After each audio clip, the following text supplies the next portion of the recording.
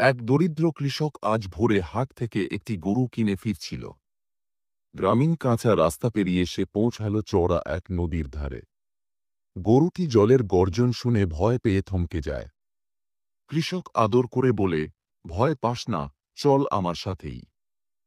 ধীরে ধীরে দুজনই জলে নামে, হাঁটুসম জল কোল কোল ধারায় বয়ে যায়। হঠাৎ ডুবো স্রোত বাড়ে, কৃষক পা হটকে পড়ে যেতে লাগে।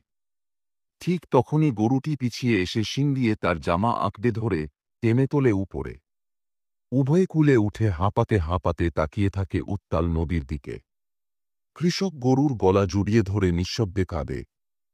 ভালোবাসা আর সহানুভূতি যে প্রাণীর মাঝেও ঠিক মানুষেরই মতো বাস করে। মনে রাখবেন, হৃদয়ের বাঁধন ভাষাহীন হলেও শক্তিশালী।